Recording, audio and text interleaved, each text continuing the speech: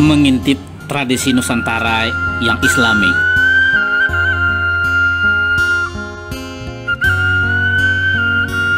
Assalamualaikum warahmatullahi wabarakatuh.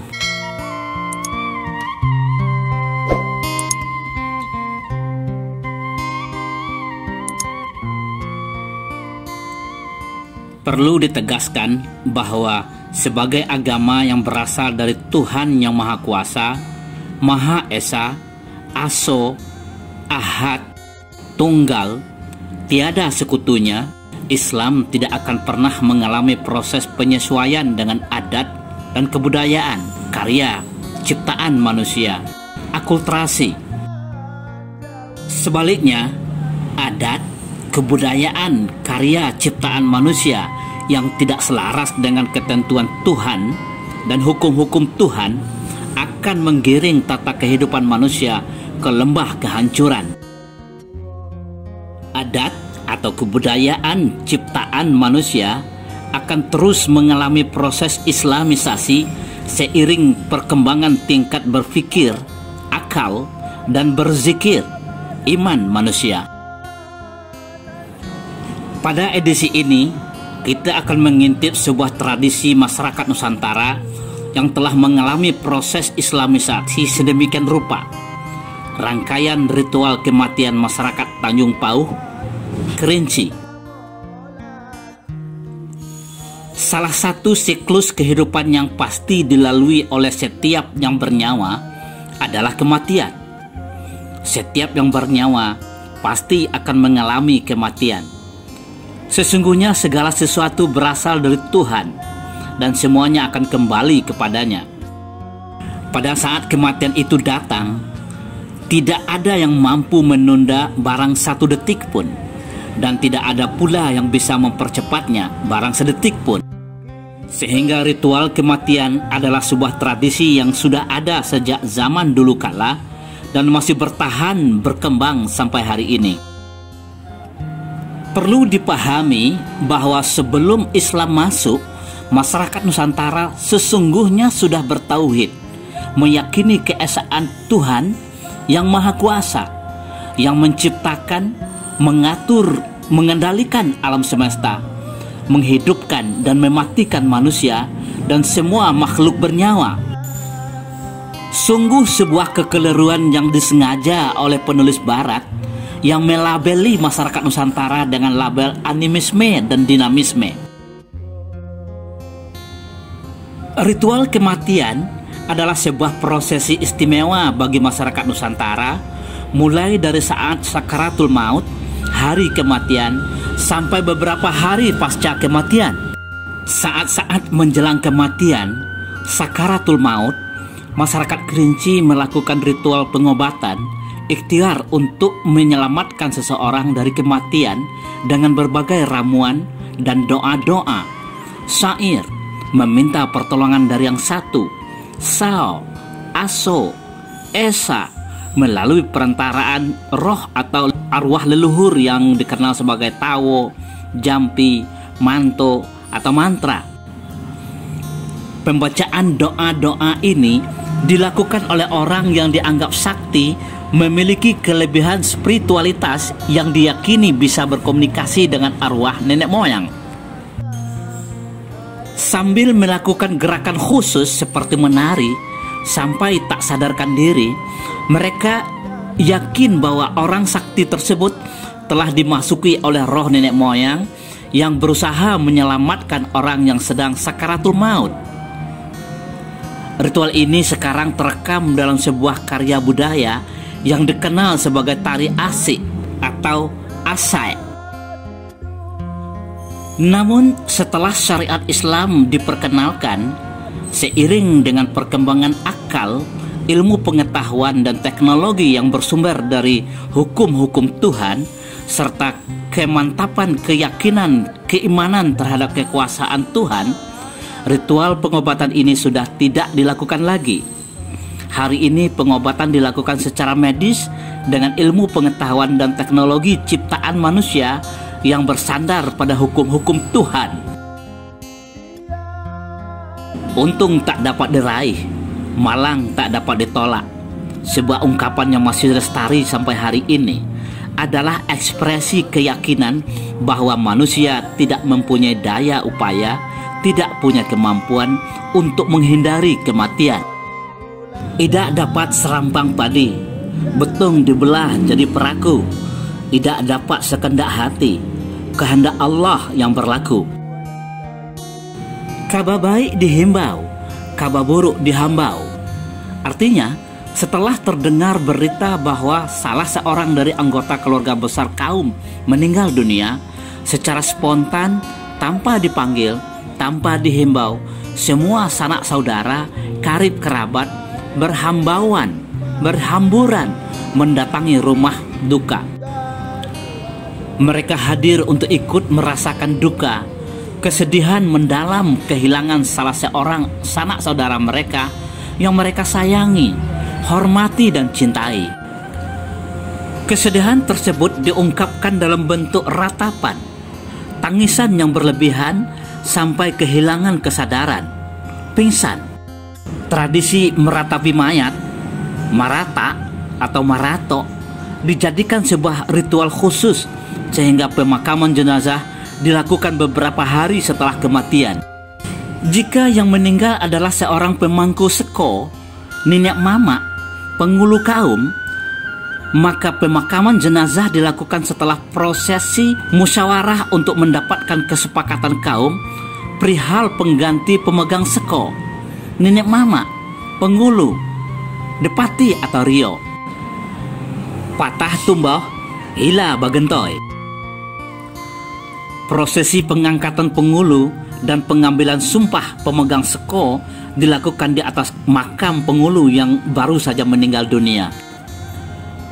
Kehadiran syariat Islam kemudian meluruskan praktek-praktek kebudayaan, ritual kematian, dan tata cara prosesi penyelenggaraan jenazah sebagai fardu kifayah, kewajiban bagi semua umat Islam yang bisa dilakukan oleh atau diwakilkan kepada sebagian saja umat Islam, yang meliputi memandikan, mengapani, menyalatkan, dan menguburkan jenazah.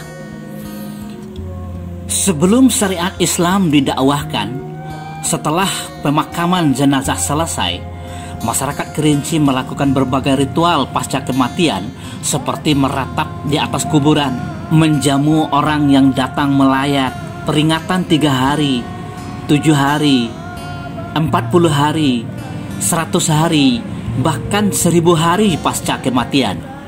Mereka meyakini bahwa kematian bukanlah akhir kehidupan. Orang yang meninggal dunia hanya berpindah alam, sedangkan arwah, roh mereka masih hidup dan datang mengunjungi anak istri, kamanakan, sanak saudara, karib kerabat yang masih hidup. Pada hari pertama pasca kematian, konon kabarnya dari cerita tetua, mereka menangkap segala binatang penyengat berbisa, mulai dari semut, lipan atau sipasan, kalajengking, ular, dan sebagainya, karena dianggap mengganggu dan menyerang mayat di dalam kubur. Binatang-binatang tersebutlah yang dimasak, dijadikan jamuan bagi pelayat, karib kerabat yang datang. Kedatangan ajaran Islam telah berhasil meluruskan keyakinan dan praktek kebudayaan ritual kematian tersebut, sehingga secara perlahan selaras dengan syarak. Kendati pun tidak dimusnahkan, niat dari praktek ritual tersebut berubah menjadi ziarah yang mereka sebut sebagai sarah. Pada hari pertama pasca kematian, setelah jenazah dimakamkan, tidak ada lagi ritual meratap di atas kuburan, karena prosesi ini diisi dengan aktivitas berzikir, membacakan surat-surat tertentu dari Al-Quran seperti Al-Fatihah, Yasin, Al-Mulk, Al-Kafirun, Al-Ikhlas, Al-Falaq, dan An-Nas, yang diikuti dengan doa-doa untuk arwah orang yang telah meninggal dunia dan orang yang masih hidup.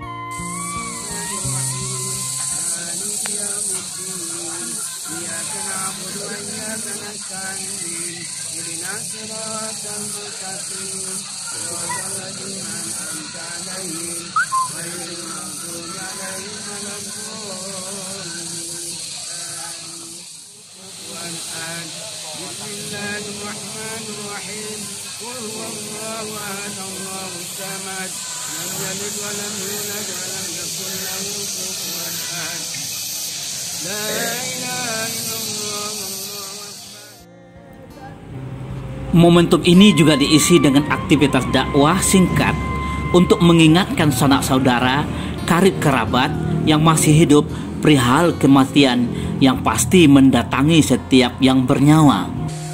Selalu dalam tabah dan mudah-mudahan kita semua selalu dalam iman yang tetap. Akhir dari prosesi ini masih tetap berupa jamuan makan bagi sanak saudara, karib kerabat yang hadir. Namun tidak lagi dengan jamuan binatang berbisa, tapi diganti dengan jamuan makanan yang halal dan thayyib. Tanpa pemberitahuan, pada malam harinya sanak saudara, karib kerabat datang ke rumah ahli waris yang telah meninggal dunia dalam rangka melipur lara, menghibur ahli waris yang sedang ditimpa kesedihan. Sebelum era Islam, masyarakat melakukan sesembahan menghargai, menghormati roh atau arwah yang diyakini masih hadir di antara sanak saudara yang masih hidup pada malam itu.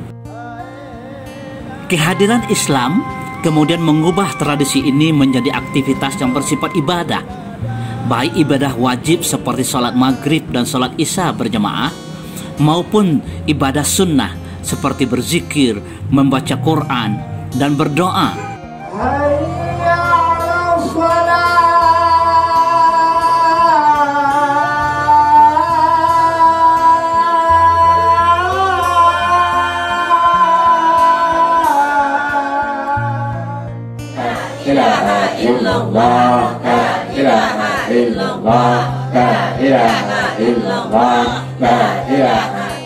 Namun penutup ritual tersebut masih tetap berupa jamuan makan bagi pelayat yang hadir pada malam itu.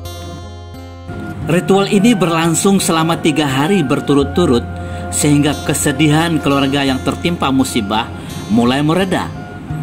Pada malam ketiga, rangkaian prosesi ritual kematian diakhiri dengan penamatan bacaan Al-Quran yang telah dimulai sejak malam pertama pasca kematian, yang mereka sebut sebagai khatam.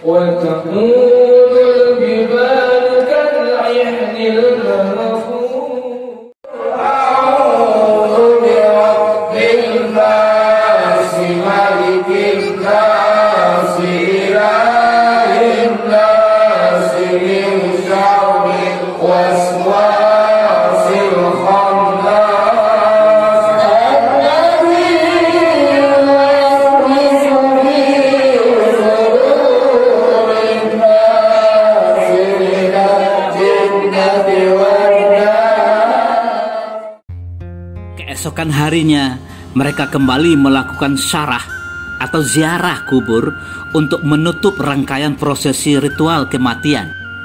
Di samping membersihkan dan merapikan kuburan, sanak saudara, karib kerabat tetap melakukan aktivitas membaca beberapa surat pendek, zikir dan berdoa untuk arwah yang telah meninggal dunia dan orang yang masih hidup.